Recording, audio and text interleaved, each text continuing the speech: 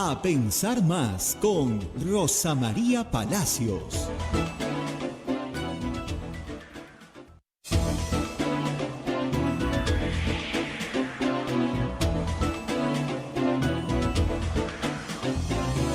Señoras, señores, muy buenos días. Bienvenidos a Pensar Más con Rosa María Palacios desde Radio Santa Rosa para todo el Perú y el mundo.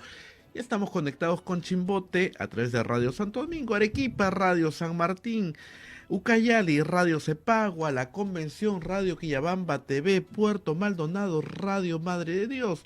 También estamos enlazados en Huánuco con Radio Huánuco, Ayacucho, Radio La Voz de Ayacucho, Puno, Radio Pública, Ancash, Radio Moro, Huancayo, Radio Cumbres, la radio del Arzobispado de Huancayo, Satipo, Radio Milenio, Abancay, Radio Estación Solar, Yurimaguas, Radio Oriente, Cajamarca, Radio Los Ángeles, Lampa, Radio San Valentín, Cerro de Pasco, Radio Activa, Huanta, Radio Continental. También tenemos canales de televisión en cable como Onda Digital TV, Fuego TV, Quillabamba TV y otros canales en diversas partes del Perú que toman la señal de A Pensar Más. Además, también nuestras plataformas móviles, el Facebook de Radio Santa Rosa, el Facebook de Radio Quillabamba TV y el canal de YouTube de Radio Santa Rosa, transmitiendo en vivo, como nuestra página web www.radiosantarosa.com.pe.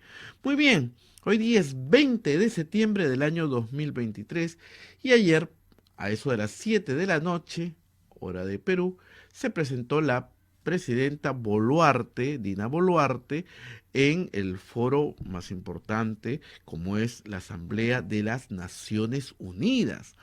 Lo que dijo allí fue, de verdad, nos describió un país muy bonito que todos quisiéramos, en el que todos quisiéramos vivir. Pero lo que llamó la atención a propios y extraños cuando dijo que se había devuelto la estabilidad y la esperanza del país y que es respetuosa de la democracia, ¿no? Del Estado de Derechos y de los derechos humanos.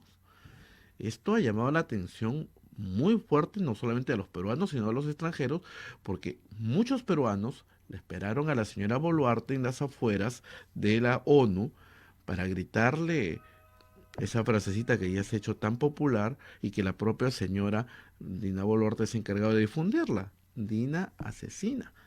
Eso le gritaron, pero ella, bien contenta, siguió adelante entrando. De lo que ha hecho la señora Boluarte en la ONU y de lo que está pasando también con la seguridad ciudadana, Rosa María nos va a analizar al detalle. Rosa María, ¿cómo estás? Muy buenos días.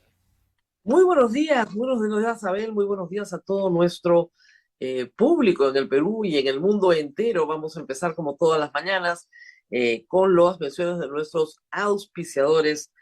Una mañana en Lima, lluviosa, que es una cosa extraña para Lima, pero si usted está escuchándonos desde el carro, mucho cuidado con esas veredas, no se vaya a resbalar. Muy bien, vamos con el auspicio de la Pontificia Universidad Católica del Perú. La Pontificia Universidad Católica del Perú es la universidad número 1 del país en el cumplimiento de los Objetivos de Desarrollo Sostenible, de acuerdo al Ranking Times Higher Education 2023.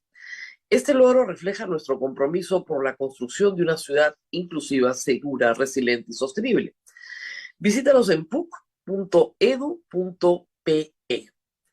Y por supuesto, para todos ustedes que les gusta colaborar con nosotros, y estamos muy agradecidos por eso, pueden hacerlo muy rápidamente, no lo olviden, a través de la captura del QR que aparece acá en pantalla. Lo capturan con cualquier billetera electrónica, nos pueden hacer una donación en segundos. Y para los que no tienen billetera electrónica, viven en el exterior, nos escuchan desde cualquier lugar del mundo, existe una forma de ayudar a través del sistema PayPal. Es muy sencillo. Lo único que hay que hacer es tener una tarjeta de crédito y entrar a www.radiosantarosa.com.pe y ahí están las instrucciones para hacer la donación correspondiente. Muy bien, Abel, y hablando de resbalones, bueno, Dina Boluarte no se resbaló ayer, caminó muy erguida, eso sí. Acá en Lima usted se puede resbalar por la llovizna que hay, que no califica en realidad como lluvia, pero la Cancillería está metiendo la pata y en serio. Pero primero, vamos por lo bueno para que no se diga que todo es malo. El discurso de la señora Dina Boluarte ayer ante la Asamblea de Naciones Unidas fue un discurso muy correcto, muy bonito, diría yo, bien trabajado, creo que yo por una cancillería profesional, mezcló los temas de mujer, habló de todas y todos, no sé, de repente le van a llamar la atención, este, habló de su presidencia como la primera mujer, habló del medio ambiente, habló de la Amazonía, habló de temas que son importantes para Naciones Unidas, como la integración comercial. Bien, bien elaborado el discurso. Menos de 20 minutos, que es el tiempo que te dan. Lo leyó bien, yo creo que lo leyó bien. Intercaló frases en quechua, ¿no es cierto? Traduciéndolas como corresponde. Hasta ahí, todo bien. La verdad que si ese hubiera sido el discurso del 28 de julio, hubiéramos estado francamente mucho mejor que escuchar las 3 horas, ¿no? El problema, luego de este discurso correcto, es que no tenemos la menor idea de qué país estaba hablando.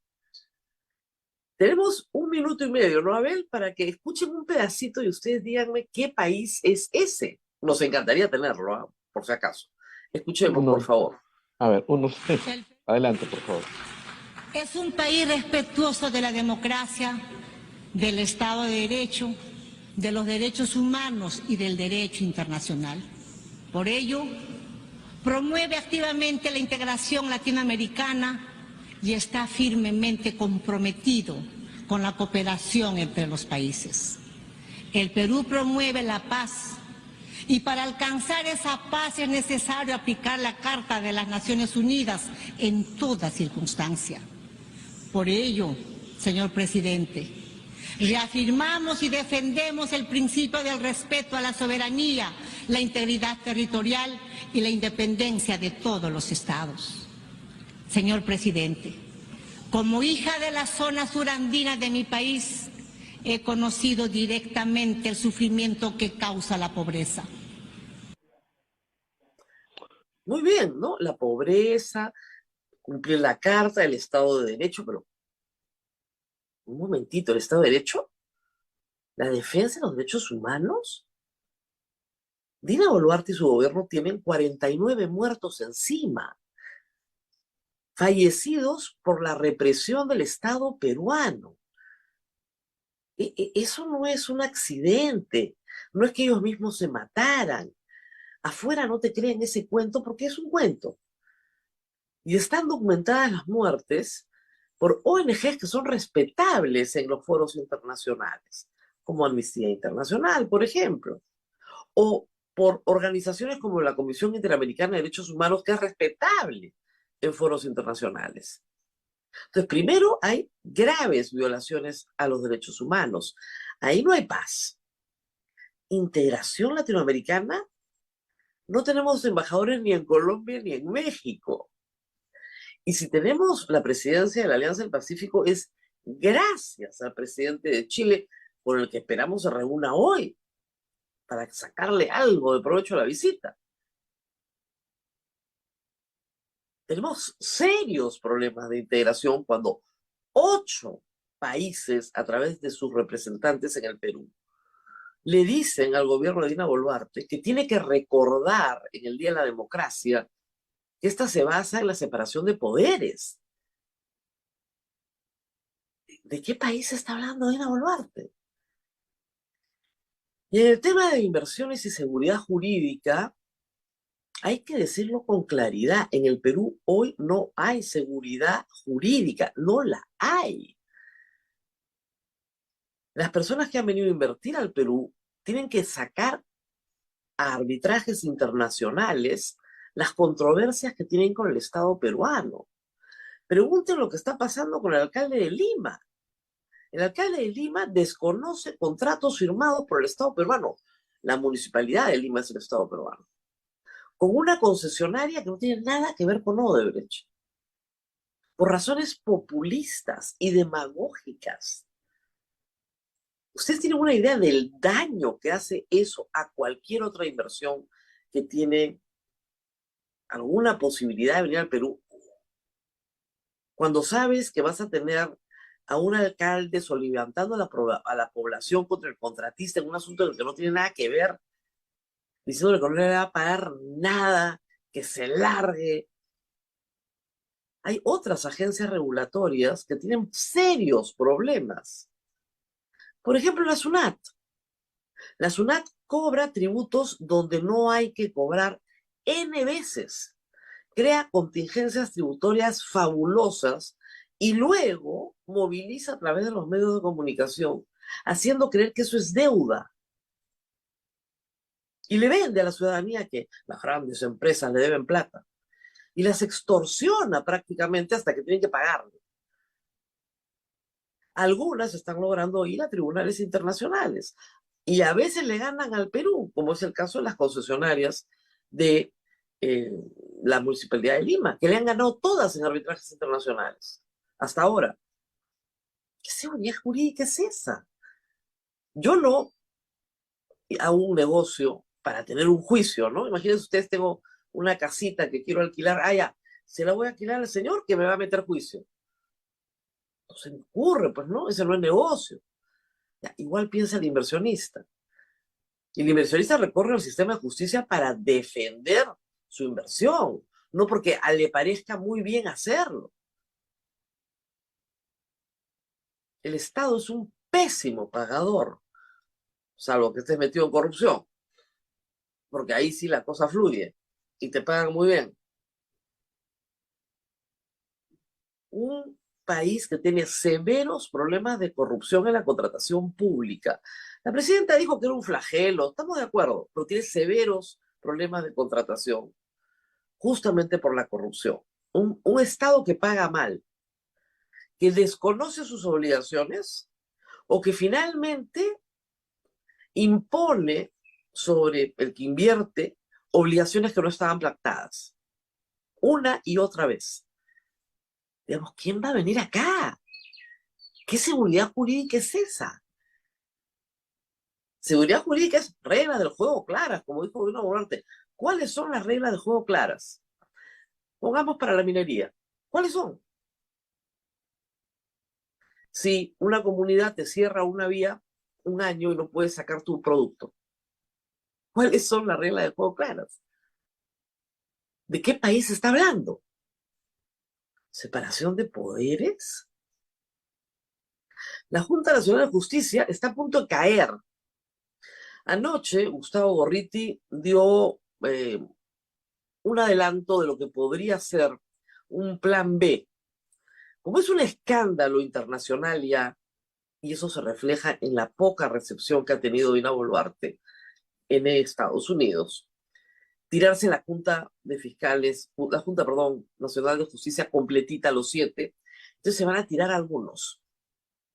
Obviamente a la doctora Imelda Tumialán, que es la presidenta, a la doctora Tello, que ya ha declarado el señor,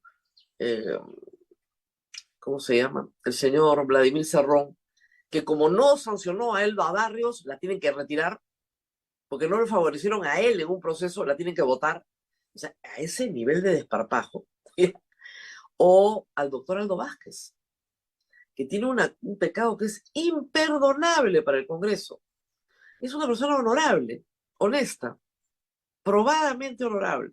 Eso para el Congreso es una cosa horrorosa. Hay que votarlo de todas maneras. Entonces el plan no es votar a todos, porque Tomberry, Ávila, sí, como dicen en el argot de los hermanitos, son amigos. Pero estos 3 hay que votarlos. Es lo mismo, ¿eh? Por si acaso votan a uno. Y es exactamente lo mismo. Vladimiro Montesinos votó a 3 del Tribunal Constitucional, no necesitaba más.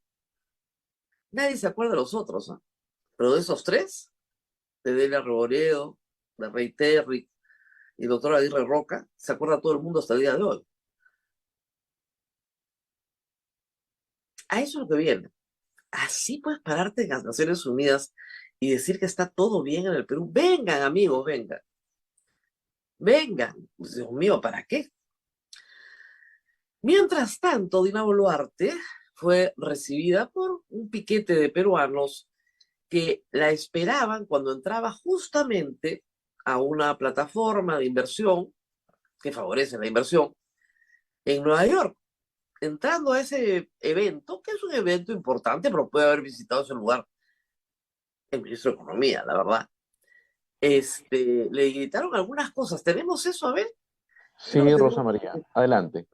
Asesina, asesina, asesina, asesina,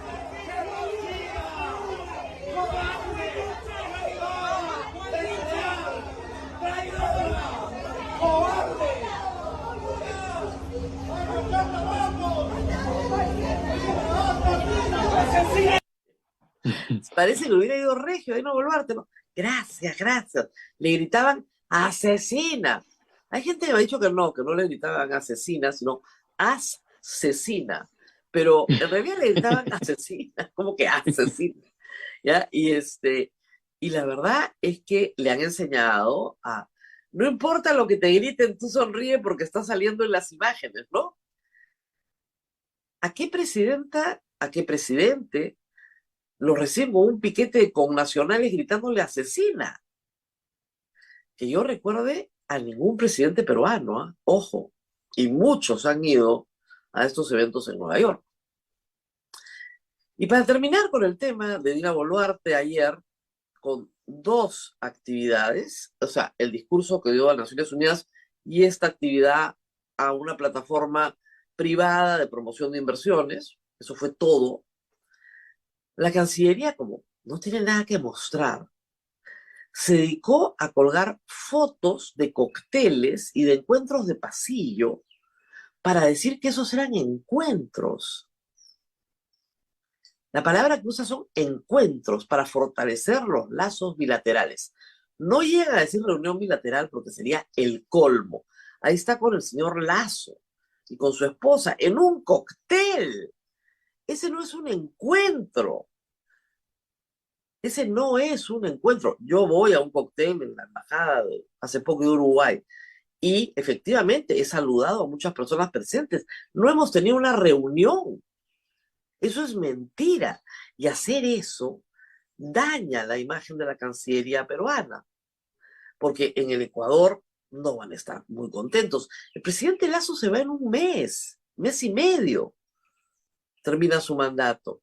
No, hemos conseguido una próxima visita cuando ya no sea presidente. O sea, ¿qué le pasa a estas personas en la Cancillería y en presidencia? Esto está colgado en la agenda oficial de la Presidenta de la República, en la cuenta Presidencia de la República de X, lo que era Twitter, y en sus páginas y redes sociales. Otro, un apretón de manos con el canciller de Alemania, en un bolondrón de gente, en el cóctel que ofrece Alemania por sus 50 incorporaciones a Naciones Unidas, 50 años de incorporación, ¿no? Se demoró en incorporarse, ya saben por qué, ¿no? Hubo una guerra. Bueno, muy bien. Entonces, en ese cóctel por los 50 años, le dan la mano a Dina Boluarte y a 100, 200 invitados más. Eso no es un encuentro con el canciller alemán. Como no fue anteayer la foto con el homólogo, como dice el tuit, de Finlandia. O sea, estos son encuentros de pasillo, encuentros de cóctel. No son reuniones bilaterales. La agenda de Dina Boluarte ha sido muy mala. Y esto ha sido un error de la Cancillería que ha debido advertirse. En 2 días, su única reunión presidencial de saludo por su reciente elección ha sido con el presidente de Paraguay. Es todo lo que ha conseguido Dina en 2 días en Nueva York. Digamos, de nivel, ¿no? Una reunión con la gente de CEPAL, una reunión sobre los objetivos de milenio que la cortaron. Le dijeron, señora, ya terminó su tiempo. Gracias. Ahí ni siquiera le prepararon un discurso que calzara exactamente en el tiempo que tenía, como sí sucedió ayer, felizmente. ¿Es la única a la que le ha ido mal? No, no, no. Creo que a Petro le fue peor. Petro pasó un momento incomodísimo porque llega a dar su mensaje, como todos los presidentes, y había una bulla en la sala enorme porque mucha gente estaba saliendo o entrando, pero mucha más saliendo de la asamblea. Y Petro se quedó mudo, guardó segundos de silencio y después dio un mensaje completamente disparatado, ¿no? El virus de la humanidad en las estrellas, una cosa así rarísima, ¿eh? Pero en fin, no es a la única a la que le ha ido mal, ¿no? Tal vez a Petro le fue peor, pero no sabemos si fue intencionalmente o no, ¿no? Hay gente que dice, no, no, justo fue un momento en que los sitios abandonaban y regresaban, puede ser que todos decidieron ir al baño a la vez, pero es raro, ¿ah? Pero es raro. Entonces así están las cosas en Naciones Unidas. No somos el país con el que los presidentes se quieren tomar la foto. Hay que ir a corretearlo por los cócteles. Dice, lo único que falta es que Dina saque la cámara y entonces se tome selfies. ¿Para demostrar qué? En términos diplomáticos es un desastre. Reitero, su discurso fue correcto, mucho mejor que los discursos de Castillo, ciertamente. Articula mejor, ¿no? ¿De qué país está hablando? No tenemos ni idea. Porque además, los representantes de otras economías del mundo saben perfectamente lo que pasa acá. No están en la absoluta orfandad de ideas. Saben lo que pasa en el Perú. Saben cómo persiguen a los inversionistas de sus países. Lo saben perfectamente. Saben cómo esos tienen que recurrir a arbitrajes internacionales, cómo pelear internamente. Saben cómo son acosados por autoridades locales, por alcaldes, por gobernadores, proyectos que no salen por alcaldes y gobernadores, por agencias regulatorias, por comunidades y por el mismo Ejecutivo. El Ejecutivo no saca proyectos con inversión privada que ya tiene. Y no voy a dar nombres porque, como dije en mi columna de este domingo, dirán que soy lobista de esto y de aquello. Pero vaya que haya, cualquiera lo puede averiguar. Proyectos que no salen con inversión privada por burocracia interna del gobierno peruano. No digamos más de la inversión pública, ¿verdad? Y algunas mentirillas grandes, ¿no? Ayer también Dina Boluarte dijo que ningún gobierno había gastado lo que se iba a gastar en prevención del fenómeno del niño. No sea, a ver, número uno, aquí nomás, el gobierno de Humala en el 2015 se destinó un presupuesto inmenso, tan grande, que se compró equipamiento militar y policial que se usó en el 2017, ya durante el gobierno de Kuczynski, para todos los rescates aéreos. Todos los rescates de aéreos de la costa y todos los rescates terrestres de la costa con vehículos anfibios y todo el traslado de cargamento mayor en la época del niño se hizo con material de guerra comprado en la época de Humala para la prevención del niño, 2015. Y también se invirtió en material policial para bomberos, emergencias, etc. En un ratito vamos a estar con el doctor Walter Albán, que fue ministro en esa época y no me dejará mentir. Pero si se van un poquito más atrás, en el año 97, en el gobierno de Fujimori se gastó muchísimo en obra pública de prevención, que en algo amainó el desastre del niño si se le compara con el desastre del 83 con Belaúnde, donde efectivamente no hubo ninguna prevención. Entonces, eso de que nunca se ha gastado, además, $1.000 millones no es una cifra, pues, ¿no? Que sacuda a los presentes. Estamos hablando de las economías más grandes del mundo. Ni aunque lo pongas en soles, ¿no? 4.000 millones de soles. No. Aquí hay un problema de ejecución de gasto público grave, además, porque viene el niño.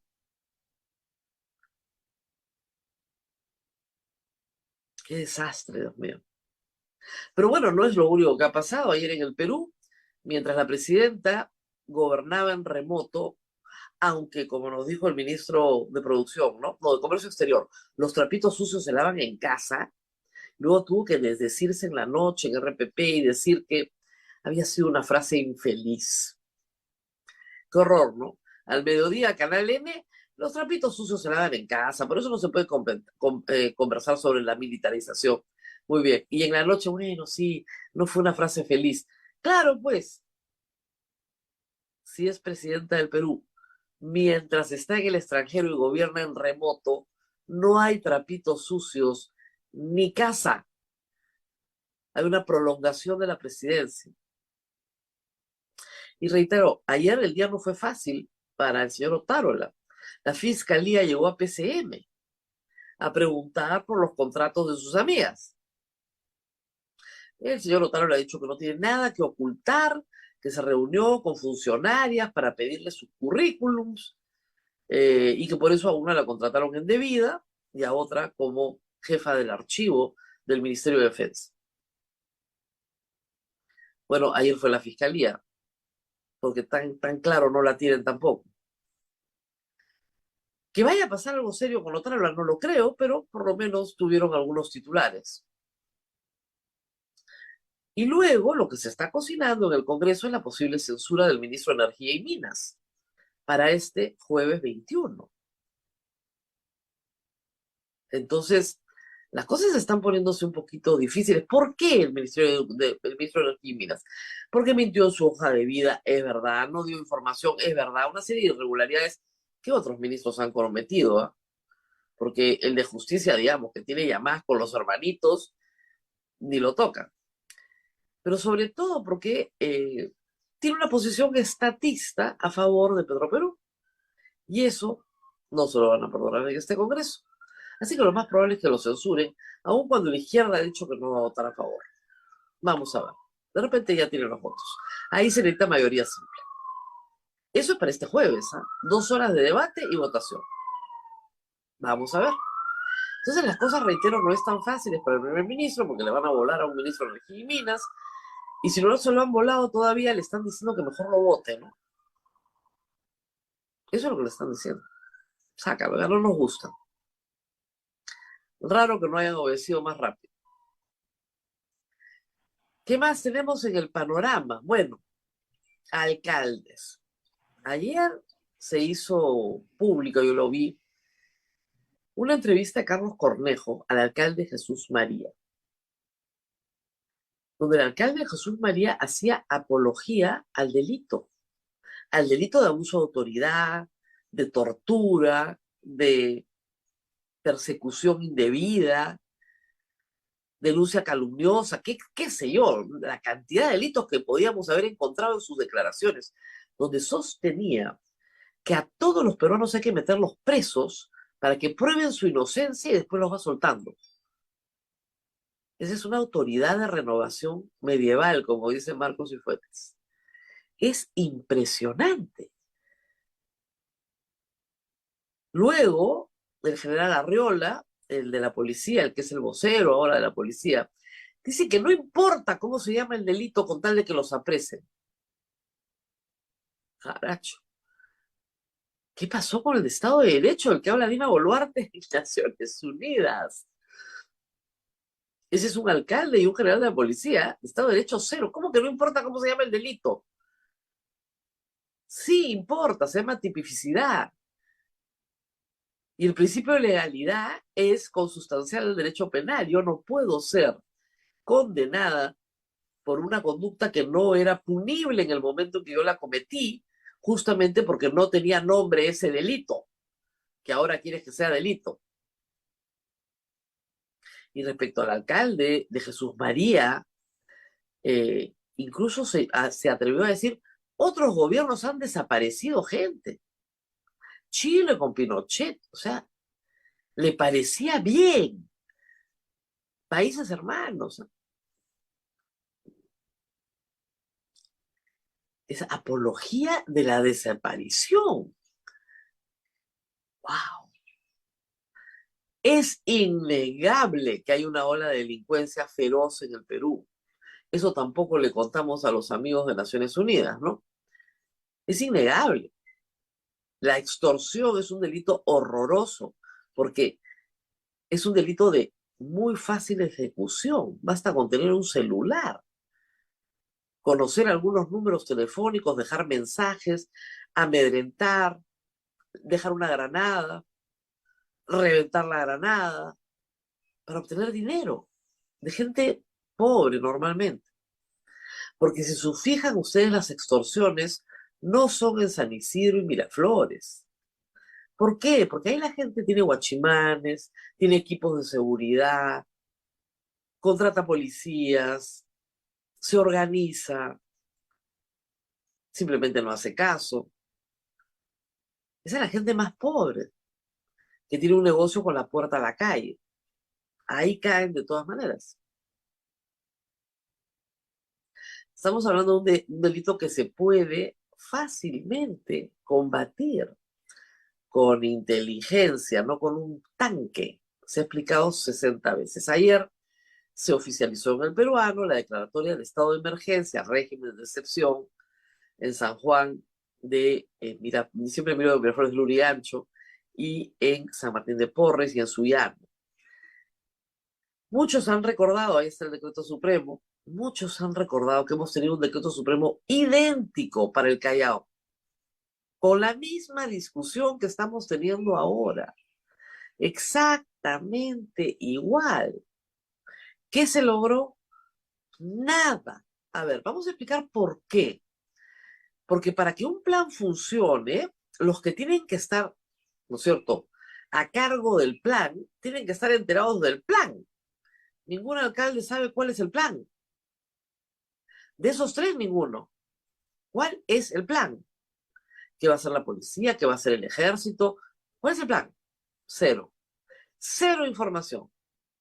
¿Cuáles son los objetivos? ¿Cuáles son los delitos que se van a prevenir? ¿Cuáles son los delitos que se van a combatir? ¿Sobre qué organizaciones criminales se va a trabajar? ¿Cuáles son las operaciones de inteligencia? Es posible que el plan sea reservado, perfecto, pero por lo menos digan, tenemos un plan reservado. El asunto es que no tienen nada. Nada de nada. Esta es una idea. Vamos a declarar estado de emergencia. Ya está, listo, solucionar el problema. Ya está en el peruano, ya no hay extorsión, ya no hay robo de celulares, ya se acabó. Listo, chao. Ni una palabra. Los alcaldes no tienen la facultad de perseguir el delito. Los militares no tienen la facultad de perseguir el delito. ¿Quién persigue el delito? La Policía Nacional. Ya tenemos esa institución. Ya existe. Hay 120.000 policías. Esa institución existe. No hay que inventarla. Ayer escuchaba con espanto y con cariño, ¿no? Porque al general que habrá que tenerle siempre cariño, que creía que era una buena idea hacer un servicio militar, perdón, un servicio policial voluntario para entrenar a los jóvenes en 2 meses a portar armas, a disparar. Yo con la boca abierta así. A ver, en todos los regímenes que tuvieron guerra y se militarizaron, ¿usted sabe lo que pasa en la posguerra? Esos jóvenes que les enseñaste a disparar se convierten en pandillas. Porque pierden la estructura, pero tienen una habilidad. Eso no pasa con los soldados del servicio militar voluntario porque están de 1 a 2 años. Y porque el ejército les da una estructura, una doctrina, una moral que los acompaña por el resto de su vida. Los militares sí saben hacer eso, organizar un servicio militar voluntario o obligatorio en el pasado. Sí lo saben hacer. La policía nunca ha organizado un servicio policial voluntario. Lo único que vas a terminar haciendo es organizando mejor, capacitando, ¿no? En el uso de armas de fuego. Ay, Dios santo. Pero en fin, es como cuando en una época ya felizmente no se dice, a esos pandilleros hay que meterlos al ejército. Y el ejército en más de una ocasión respondió, y con toda razón, nosotros no somos correccional de menores. Nosotros no queremos al pandillero. Queremos a gente con buena conducta. ¿De qué me sirve a mí un soldado, ¿no es cierto?, que aspira a ser líder de una pandilla? Al contrario, quiero que no tenga antecedentes penales. Que ese joven que entra a los 18 años tenga una foja limpia. ¿Qué? ¿Le voy a enseñar a disparar? Muy bien el ejército en esa ocasión y en otras, o sea, no. Pero ¿cuántas veces se dijo en el Perú que el servicio militar era una ¿no? Un reformatorio. No es un reformatorio. Estás entrenando soldados profesionales que van a ir a la guerra. Y sí, el general que ahora tiene razón. En 2 meses ese soldado entrenado por el ejército está disparando y está patrullando, pero se queda por lo menos 1 año o 2 con propina, con uniforme, con pertenencia, con moral, con doctrina, a veces en condiciones sumamente difíciles, es verdad, pero sale muchas veces con una tecnificación y bien acreditado para trabajar en empresas de seguridad, en otras labores. ¿Ok? Completamente distinto a lo que se está proponiendo. Muy bien, parece fuera el concurso de todas las ideas locas que usted tuvo sobre seguridad ciudadana y nunca se atrevió a decir en estos días. Las cosas más locas que puedo escuchar. Que los atrapen a todos y los vayan soltando si demuestran si son inocentes. Muy bien. Víctimas hay como cancha. ¿Quién no es víctima de la inseguridad ciudadana hoy? Pocas familias pueden decir que no les han robado, aunque sea un celular a uno de sus miembros. Pero la solución tiene que estar donde corresponde. Que son trabajos más difíciles, sí. Menos espectaculares, sí. Más de largo plazo, sí. Es espectacular construir, ¿no es cierto?, una comisaría y poner 10 patrulleros afuera. No les das mantenimiento nunca, nadie paga el agua en la comisaría ni la luz, no les ponen un escritorio, bueno, no la ocupan nunca, pues. Así estamos.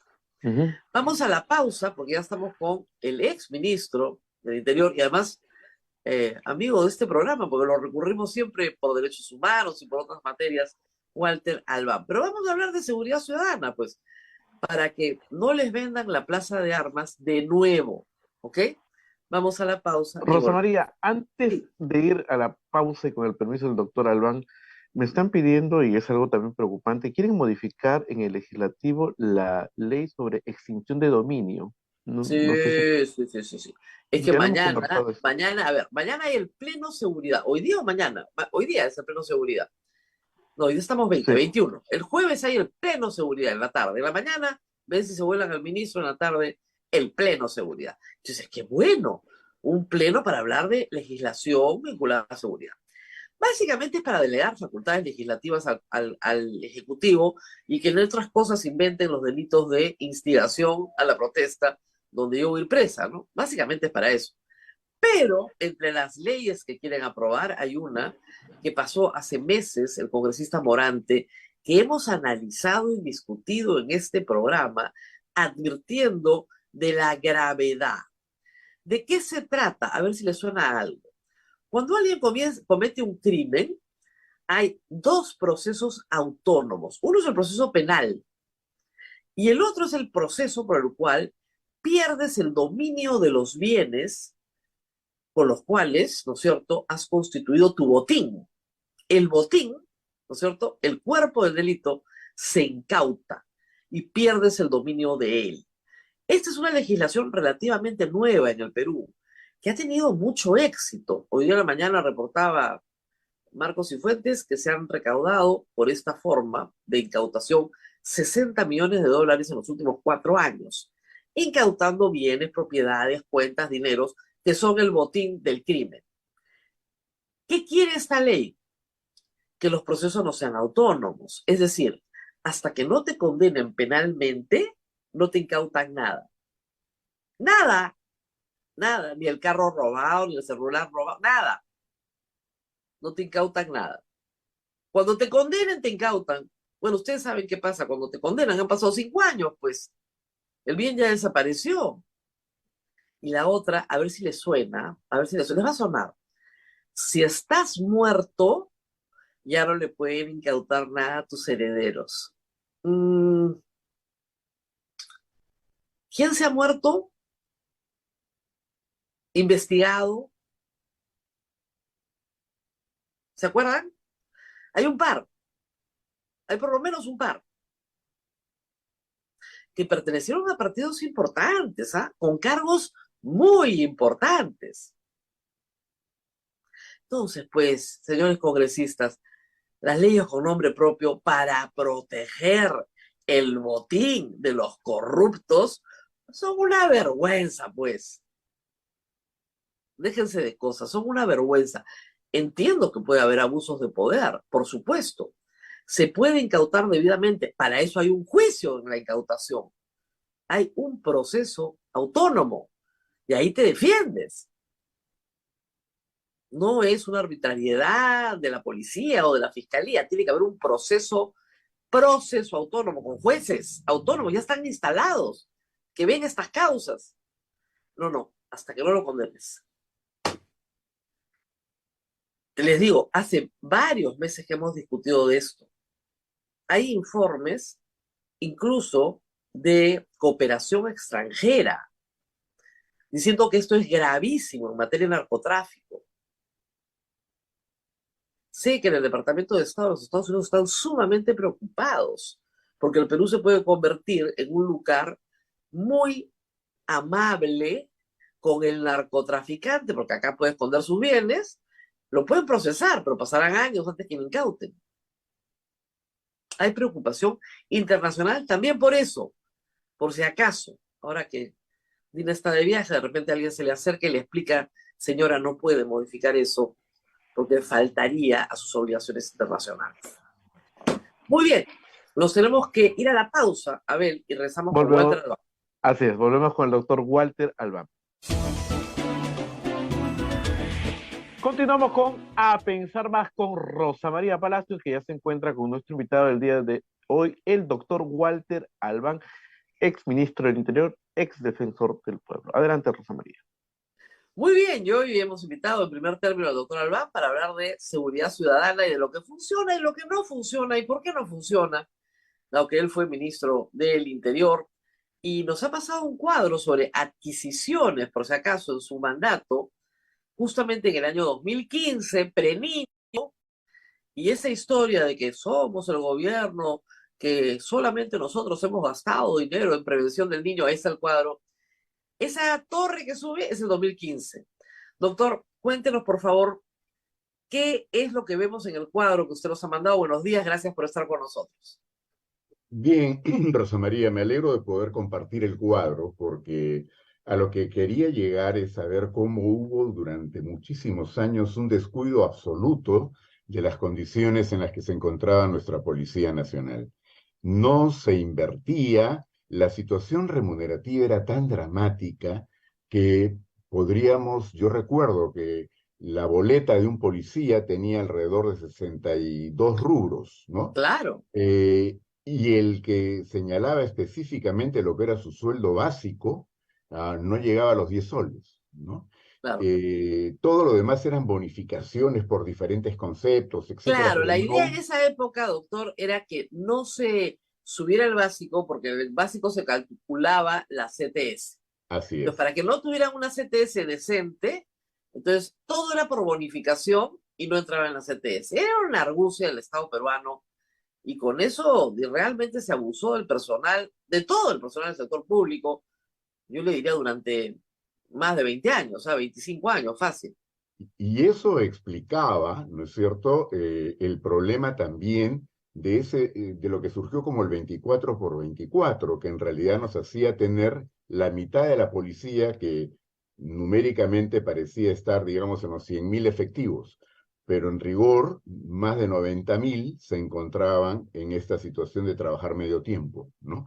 Y con un medio tiempo disminuido para cuando prestaba servicios a la institución, porque, como sabemos, nadie podía dar fe de en qué estaban exactamente estos efectivos. Muchos se vincularon a bandas criminales desde aquella época, y por eso era crucial acabar con ese sistema que alimentaba la corrupción al interior de la institución.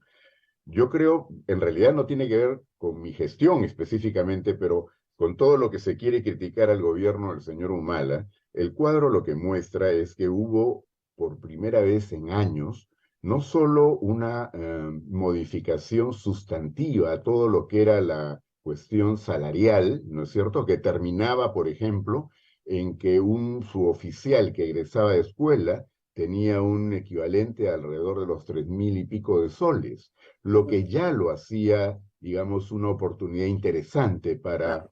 para muchos jóvenes, ¿no?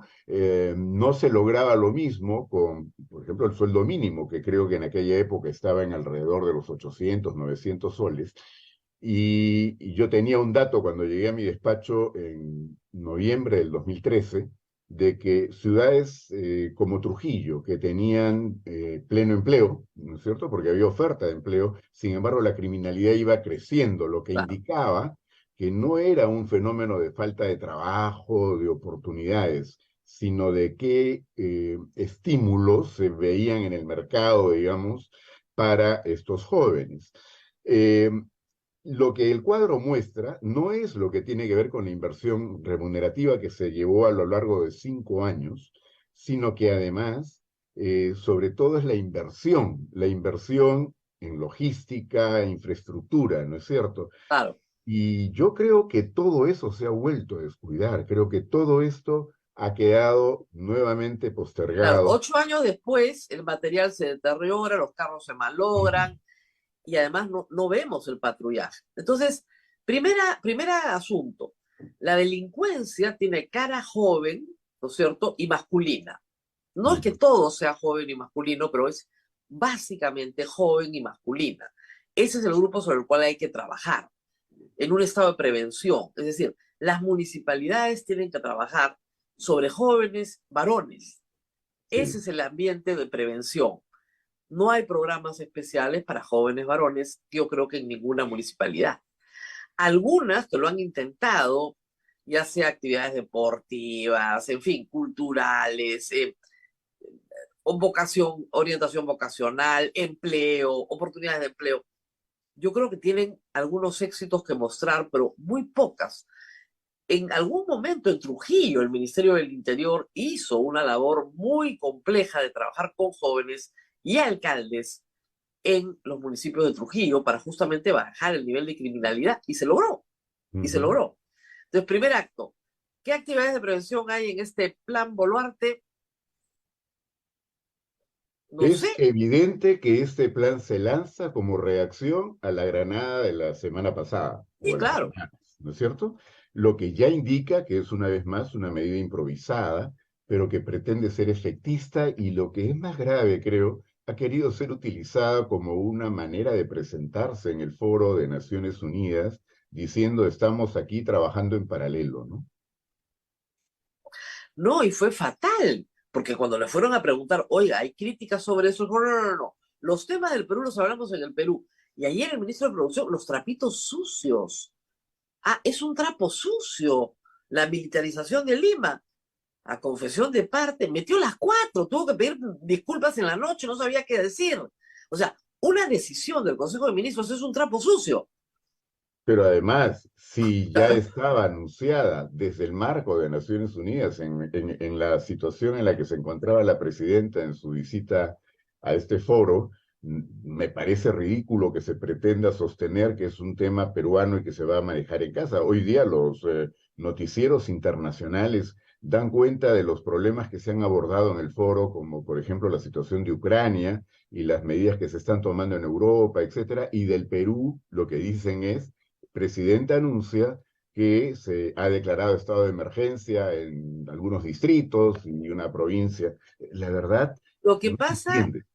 los doctores, que tal vez en el Perú no se, estamos tan acostumbrados a los estados de emergencia desde que éramos niños, que no se entiende su excepcionalidad para el resto de las democracias. En otras democracias occidentales, cuando tú dices estado de emergencia, es el fin del mundo. O sea, viene el Ujú. apocalipsis zombie. O sea, no hay forma de que eso sea normal. En la pandemia, cuando algunos estados declararon estado de excepción, estado de catástrofe, lo primero que hacía el Congreso era pararse un momentito. Hay que limitar los poderes del Ejecutivo, ¿no? Acá es como que el pan nuestro de cada día. Pero ya se hizo. A ver, en el Callao se declaró el estado de emergencia, ¿se acuerda usted? Durante el gobierno de Kuczynski, con gran controversia nuevamente. Resultados. A ver, ¿qué se obtuvo en el Callao? ¿Disminuyó la delincuencia por sí sola? Definitivamente, la única manera de luchar seriamente contra los problemas de la criminalidad obligan a un trabajo muy complejo, porque es un fenómeno que tiene componentes diversos y propios en una realidad como la peruana. Yo, por ejemplo, tengo la impresión de que no se explicaría el aumento de la criminalidad si no hubiera habido un proceso en el Perú desde el 2007, 2006 aproximadamente, de un crecimiento galopante de la economía ilegal. Ah, Es decir, las organizaciones criminales que están con enormes recursos, tantos que invierten hasta en la política, ¿no es cierto? Que vienen de narcotráfico, tráfico de inmuebles, minería ilegal, etcétera. Esto está vinculado al crecimiento de otra, digamos, criminalidad más, si uno quiere, del día a día o doméstica, como se le quiera calificar, pero hay vasos comunicantes entre eso. Por ejemplo, el fenómeno de la extorsión no es nuevo, ya era desde todo lo que podíamos percibir el año 2013, 2014, era una cosa absolutamente generalizada. Y eso tenía que ver con capacidad instalada de las bandas, sobre hay que todo decir con algo. gente. Antes ya, acuérdense, yo he cubierto esta nota, en Trujillo, por Ujú, ejemplo, a los taxistas y mototaxistas se les obligaba a poner un sticker sí, para saber de qué banda extorsionadora eran y ujú. pagaban un soldiario por operar. Esto se da masivamente en Trujillo y termina en reyertas, muertes, sobre todo en algunos barrios sumamente peligrosos. De Trujillo parece que se hubiera exportado a todo el Perú. En Trujillo se logró contener y aplacar, pero de Hubo un ahí, plan específico para Trujillo por esa razón, exactamente. porque se quería tener una suerte de plan piloto para ver cómo reproducirlo. Y esto se sostuvo lamentablemente durante poco tiempo, porque el sector interior, y esto ya viene de años atrás, sufre, como sabemos, estas modificaciones permanentes en quién conduce y la situación de la criminalidad es utilizada como una herramienta de confrontación política y no fue posible, que era la intención con la que asumí la cartera en noviembre del 2013, de llegar a una suerte de planificación, pero que tuviera el compromiso y respaldo de todos los sectores, porque era una política de Estado indispensable. Bueno, nada de esto se pudo construir. Yo recuerdo, por ejemplo, que cuando me explicaban el problema de la extorsión, a ver, quiero dar dos datos que creo que pueden de alguna manera graficar la dimensión del problema. Lo primero que me dijeron fue, la extorsión por lo general se produce desde los penales, ¿no?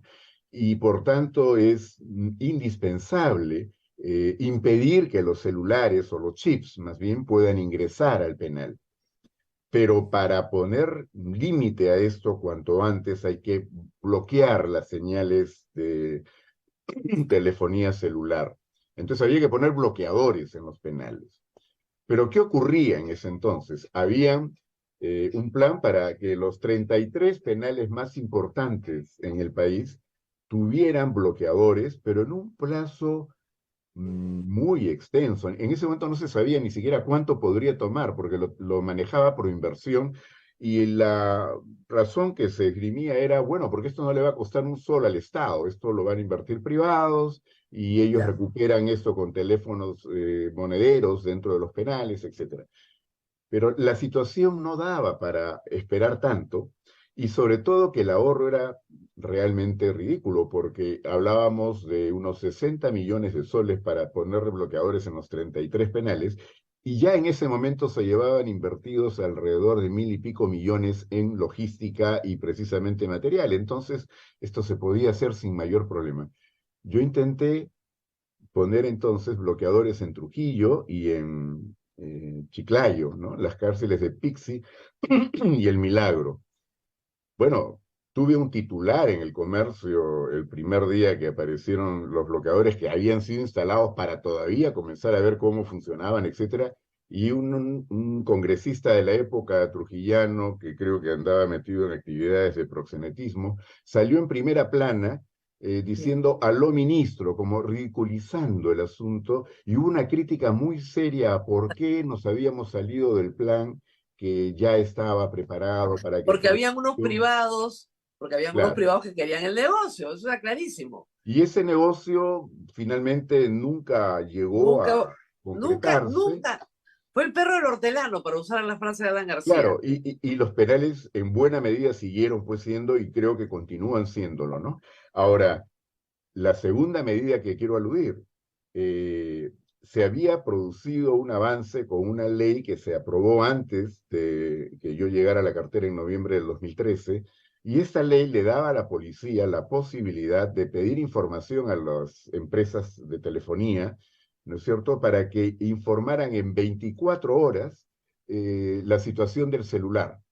Y Claro, eso era por denuncia de la persona agraviada, que iba a decir, me lógico. están extorsionando. Sin embargo, sobre pretexto de la ley de protección de datos, ¿no es cierto?, de las personas y la intimidad, se modificó la norma para que ya no fueran 24 horas, sino 30 días útiles. La gente encargada en la policía de la criminalidad me vino a decir, pero señor, sin esta herramienta no podemos avanzar, o sea, todo lo que estamos logrando se va al tacho. Pedí hablar en el Congreso sobre este asunto, hablé con la gente de la Comisión de Justicia y Derechos Humanos, de los que tenían también que ver con temas de seguridad, y no hubo eco, no hubo eco, no hubo manera de conseguir de que se regresara a lo anterior. Entonces creo que aquí hay una evidente muestra de cómo hay que trabajar en varios planos y donde no solo es el sector público y no solo el Ministerio del Interior, como ya bien se ha señalado, hay una labor preventiva que tiene que ver con el Sistema Nacional de Seguridad Ciudadana y donde los municipios tienen muchísimo que hacer, pero todo esto se ha descuidado y ahora quieren salidas milagrosas, ¿no? A un problema que no solo no se pudo contener, sino que ha crecido y se ha complejizado, se le quiere enfrentar ahora con medidas tipo, no digo que sean exactamente la reproducción de la política Bukele, pero creo que apelando a esa sensación de la gente que Claro. si se ponen O tanques en sea, las calles, estamos mejor. hay un abanico de medidas tecnológicas, sobre todo para el tema que pasa por los celulares. Así Ese es. abanico de medidas tecnológicas las puede tomar cualquier país. O sea, desde bloquearlos en los penales, que no se ha hecho, desde tramitar con las empresas de telefonía quién es el auténtico titular de determinada línea, Ujú. hasta destrucción del celular de manera remota. O sea, si a mí me roban, yo puedo de manera remota destruir el sistema operativo de mi celular. Y que la comercialización de los chips no siga siendo un mercado persa, porque Exactamente. todos sabemos que las bandas criminales trabajan con esa Trabajan con... facilidad, ¿no es cierto? Y tienen por costumbre, porque saben que hoy día la persecución del delito exige la escucha. En ningún Claro, país donde la policía funcione se deja de contar con esta herramienta como prioritaria. Bueno, acá así es. estamos totalmente en pañales. Quiero señalar, no tengo información actualizada, pero la única central de escucha telefónica que tenía la policía era la del equipo Constelación, que Así fue es. una donación de la DEA para que Así se es. investigue narcotráfico, ¿no? Luego se logró hacer algunas modificaciones a eso para también un poquito tratar de perseguir el delito en general, pero era fundamental adquirir otra central que pudiera dedicarse ya a una atención Y ese mucho es el más otro tema amplia. tecnológico. O sea, si no yo Bueno, siempre les decía, estuvimos ¿no? a punto de adquirirlo, pero la crítica desde los diversos sectores políticos fue enorme, porque se decía que el gobierno del señor Humala en ese entonces quería adquirir estos equipos que estábamos en tratos con el gobierno británico para escuchar a la oposición y que esto era pues inadmisible, etcétera. Es Claro, decir, si no se claro. logra, El tema es bien simple. O sea, a ver, yo siempre digo, si no puedes bloquear los celulares de un penal, entonces se escucha lo que conversa.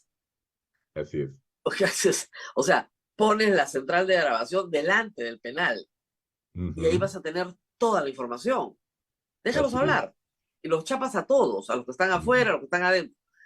Tecnología. Entonces, el componente tecnológico es fundamental porque todo ocurre a través de los celulares.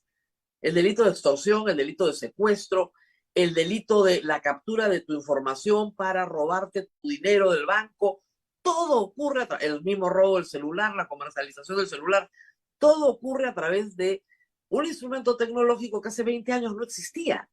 Y por eso yo no digo que esta sea una medida indispensable, Rosa María, pero si se hablara en serio de este asunto, por ejemplo, cuando se declaran los estados de emergencia hay 4 derechos que pueden verse limitados, ¿no es cierto? Así, Clásicamente, inviolabilidad de domicilio, la libertad física, la libertad para reunirse, pero, a ver, yo diría que la situación de la criminalidad en este momento y la manera violenta en que ya se caracterizan incluso estas bandas criminales que ya actúan en otro plano, como dije antes, no los asusta pues ese tipo de medidas, ¿no?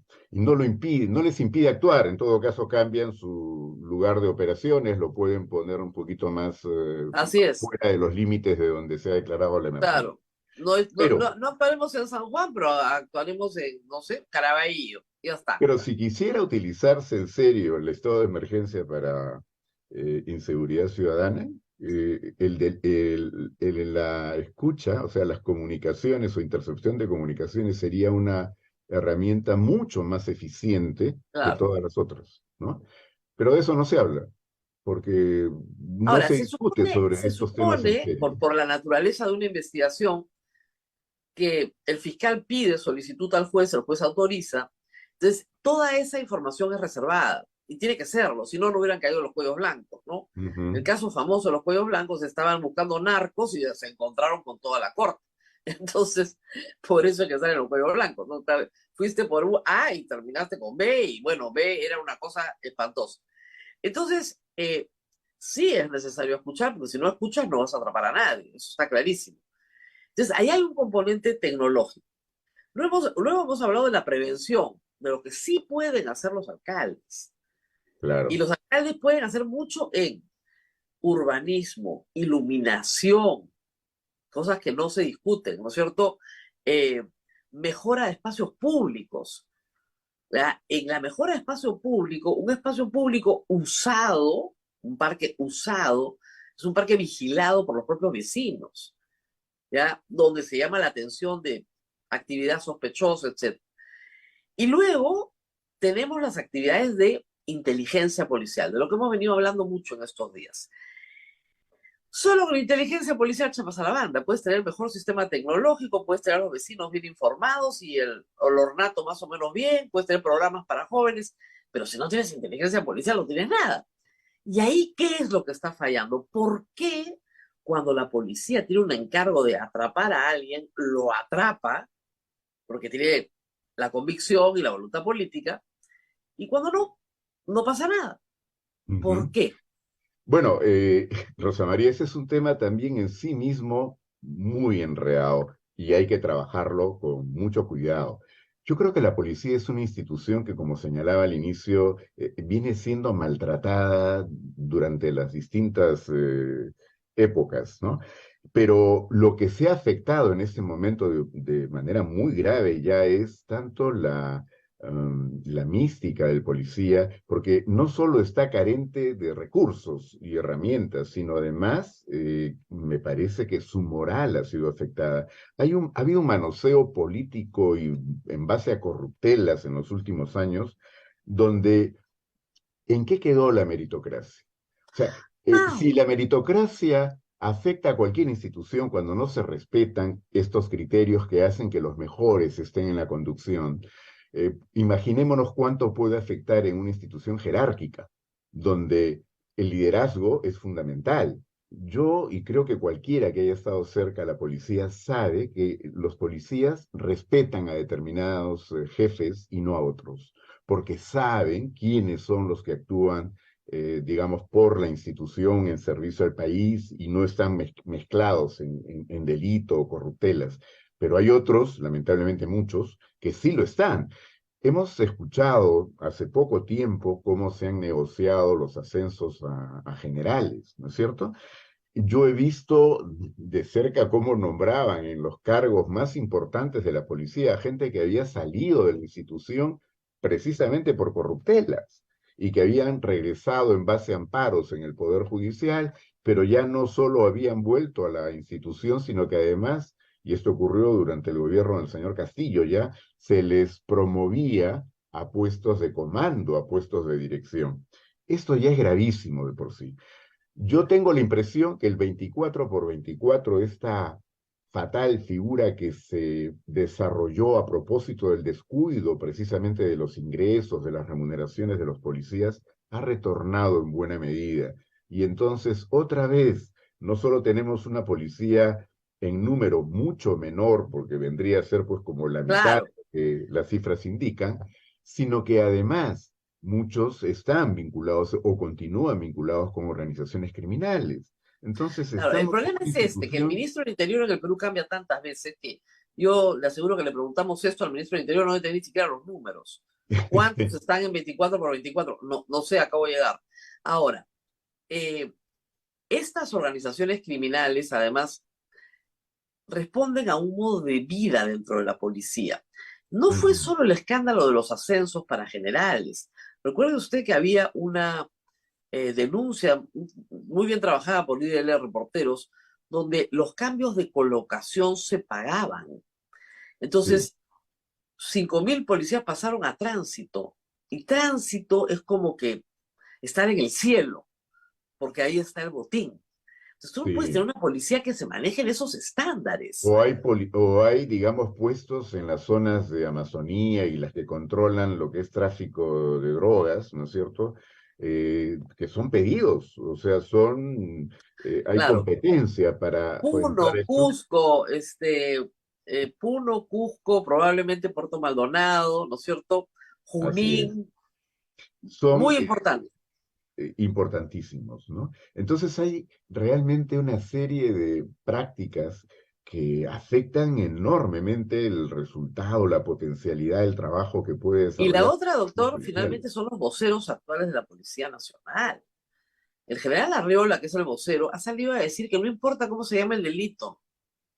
Y yo me decía, pero no he estudiado derecho penal. O sea, sí importa cómo se llama el delito. Nos pasamos años estudiando que sí importa cómo se llama el delito. Además, por ejemplo, uno de los problemas más serios que tiene la policía, porque yo creo, en fin, que no fue del todo conveniente hacer esta fusión de policía de investigaciones con Guardia Civil y Guardia Republicana que viene de los años 80. Pero no se había desarrollado la investigación propiamente. En otras palabras, había escaso personal capacitado en lo que es la investigación criminal, que hoy día es clave para, precisamente, entre otros aspectos, el trabajo de inteligencia. Eso se descuidó enormemente al punto que a personal que ya salía por jubilación había que pedirles que por favor continuaran, ¿no? Bajo contrato de servicios para que pudiera haber este mínimo de actividad de estudio de la criminalidad. En fin, creo que Claro, hay falta tanto por personal en hacer. pesquisa. La pesquisa policial que es, yo he escuchado a policías, ese es un buen pesquisa, o sea, es el que sabe buscar, Claro, ¿no? claro. Y sabe seguir pistas, y sabe, Y para que pueda haber una especialización, no se puede, pues, que el policía egresa y puede pasar a tránsito o puede pasar a cuestiones de orden público o para claro, atender cuestiones de delincuencia común. No, no, tiene que haber una especialidad. Y las escuelas, que es donde se tiene que formar a este personal, ¿no es cierto? Eh, yo dejé en más de 20 escuelas, lo cual era una locura porque no había infraestructura, no habían profesores, ¿no? Pero había una presión muy fuerte desde la política, ¿no es cierto? claro. A mí me visitaban congresistas de todas las bancadas para pedir que se abran más vacantes en las escuelas de aquí y de allá. Porque es un Eh, medio empleo, porque es un medio empleo. claro, porque su población les pedía poder entrar, porque como dije, ya era atractivo ingresar, ¿no es Claro. cierto?, a la policía por las remuneraciones que se habían aprobado. Pero el gran riesgo era que si entraba cualquiera, también entonces tendríamos problemas de malos policías. No, no, y no había formadores. Entonces, ¿cómo vas a formar si no hay Claro, formadores? la lógica tenía que llevarnos no a crear más escuelas de policía, sino a concentrarlas, a reducirlas y mejorar el entrenamiento o capacitación y tenerlas en determinados lugares del país. Y claro, darle oportunidad y acceso a todos los jóvenes de diferentes lugares, pero no tendría por qué haber una escuela de policía en cada capital de departamento. Era una Cuando locura. usted estuvo en el gabinete, ¿estaba Otárola ya de ministro de Defensa? No, ya había pasado su momento. Ya. Él creo que llegó hasta el año 2012, me imagino. Ah, bueno, no pudo escucharlo probablemente. De repente No, si lo no, hubiera no. escuchado, hubiera aprendido algunas cositas, ¿no? Sobre cómo manejar la delincuencia.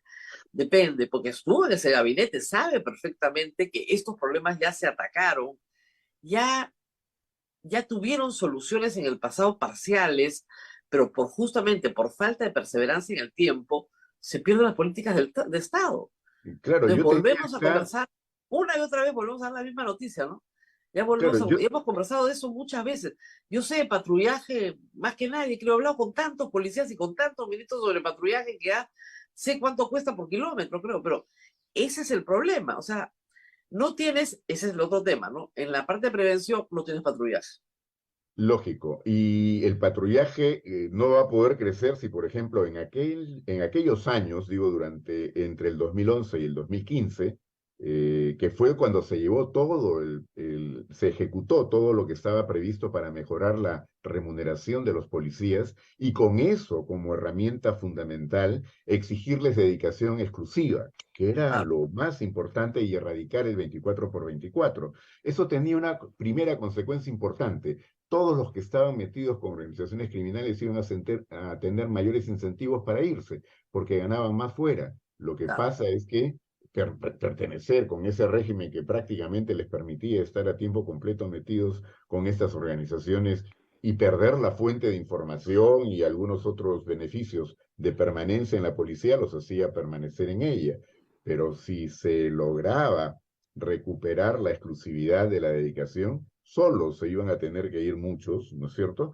Y otros tendrían que salir por un proceso de purga, ya no necesariamente por faltas graves, no, sino por una trayectoria que indicaba que no era un personal idóneo, ¿no?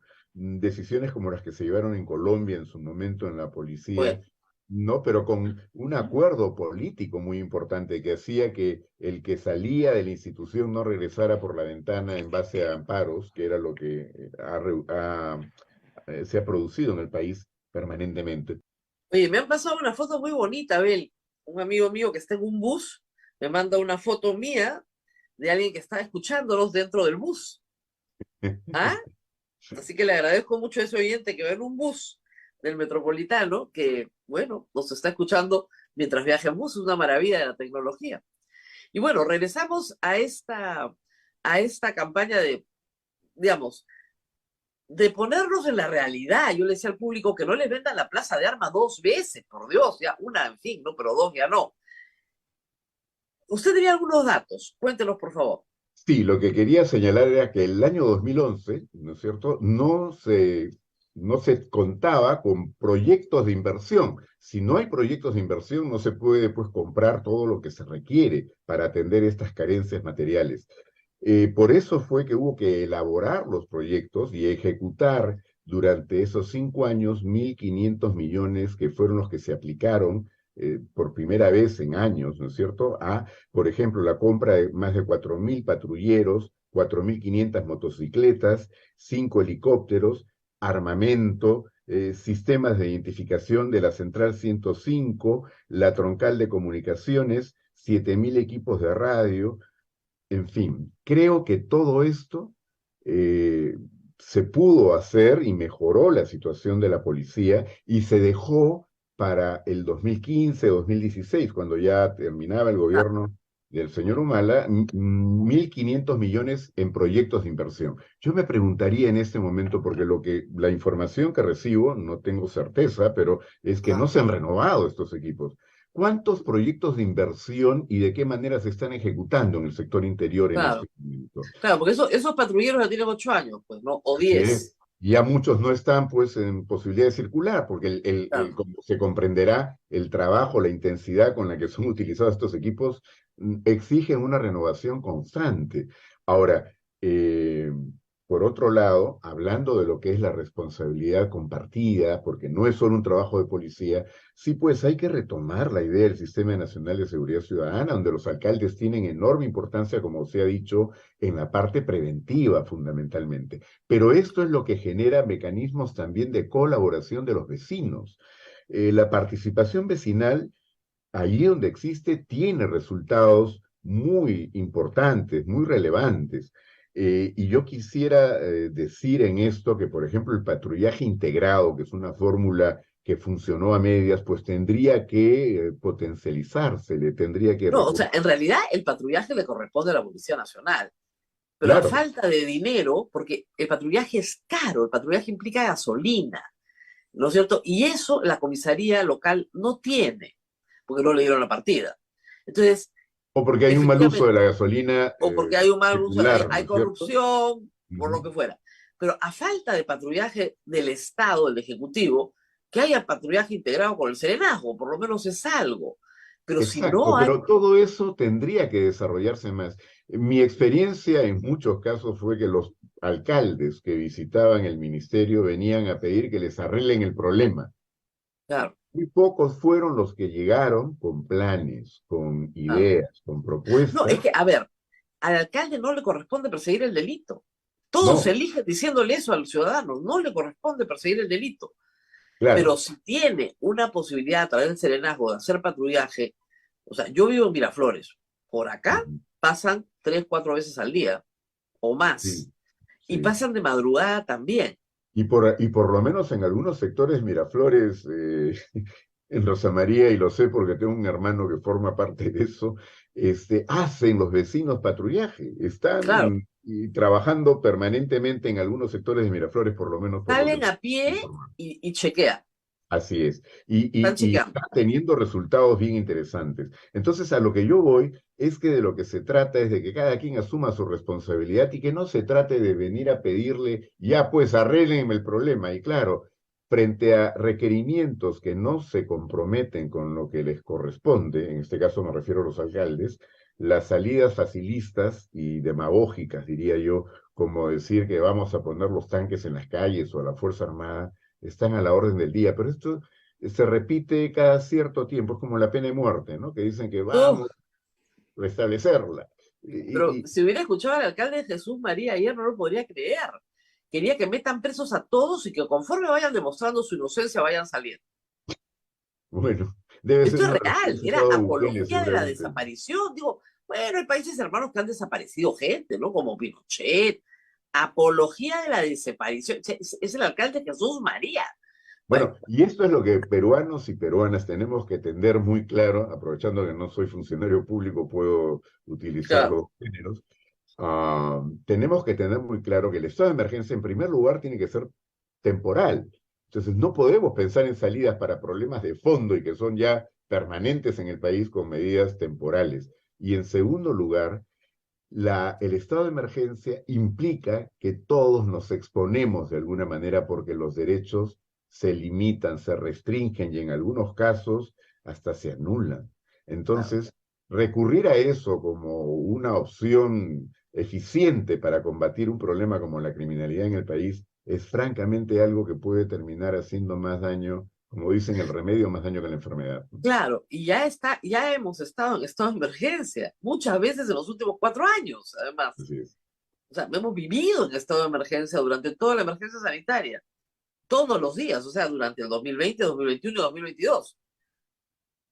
Largas, o sea, Y inviolabilidad en definitivamente. domicilio. Y hay que decir que el gobierno, tanto el de Vizcarra como los que vinieron después, pero sobre todo el de Vizcarra, se encargaba de hacerle creer a la gente que no tenía derecho a nada. Y yo tenía que salir a explicar cuándo declararon estado de sitio en el Perú. Son 4 derechos que no se anulan, se pueden suspender o restringir. O Así es. restringir. Así Pero es, la pero ley yo no ampara el recuerdo que abuso del derecho. A mí no me pueden en detener aquellas de épocas, manera irracional. en Tiene que haber aquellas una épocas racionalidad. incluso se quería extender el toque de queda ya no por razones sanitarias, sino decían porque eso disminuye el delito.